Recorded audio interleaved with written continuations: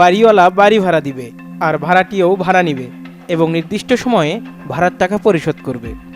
ব্যাপারটা হওয়ার কথা ছিল যখন এমন সহজ সরল, সেখানে ঢাকায় বাড়ির মালিক আর ভাড়াটিয়ার সম্পর্ক যেন বনিবনা কম হওয়া একটি সম্পর্কের মতোই। এক পক্ষ অন্য পক্ষের ওপর খুশি নয় মোটেও, আর তাই একে অন্যের বিরুদ্ধে অভিযোগের ফিরিস্তিটাও বেশ লম্বা।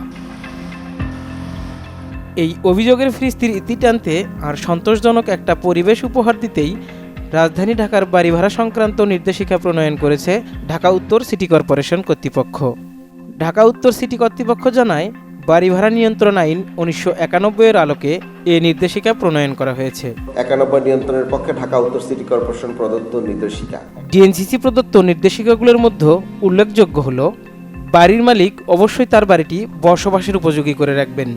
বাড়িতে গ্যাস, বিদ্যুৎ, পানির নিরবিচ্ছিন্ন সংযোগ, দৈনন্দিন গৃহস্থলী বর্জ্য সংগ্রহ সহ অন্যান্য সব সুবিধা নিশ্চিত করবেন বাড়ির মালিক কর্তৃপক্ষ।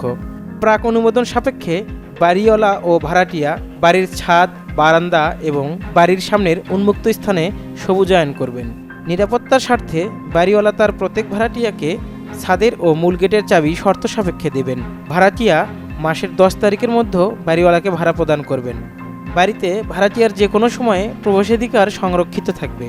2 বছরের আগে কোনো অবস্থাতেই বাড়ি ভাড়া বাড়ানো যাবে না। ভাড়া বাড়ানোর সময় হবে জুন থেকে জুলাই।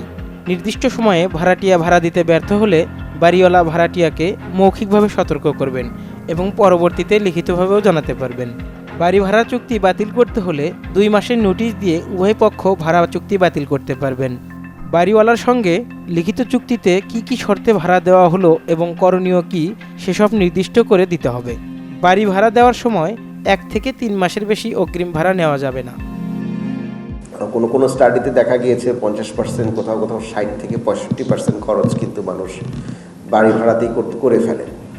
তো এটার একটা বড় কারণ হচ্ছে, দীর্ঘ সময় হয়েছে 1991 সালে একটি বাড়ি ভাড়া নিয়ন্ত্রক আইন হয়েছিল এবং সেই আইনে অনেক অ্যাম্বিগুইটি থাকার কারণে এবং এটার বাস্তবায়ন কারা করবেন, এটি একটা বড় প্রশ্ন থেকে যায়।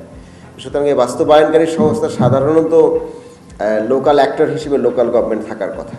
তো সেগুলোর বাস্তবায়ন প্রক্রিয়া অনেক স্লো এবং ইনঅ্যাক্টিভ থাকার কারণে আমরা দেখেছি যে বিভিন্ন সময় ভাড়াটিয়াদের বাড়ি ভাড়া প্রচুর বৃদ্ধি পেয়েছে। একইভাবে যারা বাড়ি ভাড়া দিয়ে সংসার নিবারণ করেন তাদেরও রাইটসগুলো ঠিকমতো পালন করা হচ্ছে কিনা সেটা নিয়েও কোনো ধরনের অ্যাড্রেস করা হয়নি। বাড়ির মালিক ও ভাড়াটিয়া দুপক্ষকেই এই নির্দেশিকার বিষয়বস্তু মেনে চলতে হবে বলে জানানো হয়েছে। তারপরেও বাড়ি ভাড়া দেওয়া কিংবা নেওয়া সংক্রান্ত যে কোনো সমস্যা দুপক্ষই ঢাকা উত্তর সিটির প্রত্যেক অঞ্চলের দায়িত্বপ্রাপ্ত আঞ্চলিক নির্বাহী কর্মকর্তাকে সমাধানের জন্য জানাতে পারবেন। হোসাইন আশু, ডিজিটাল ডেস্ক, চ্যানেল 24।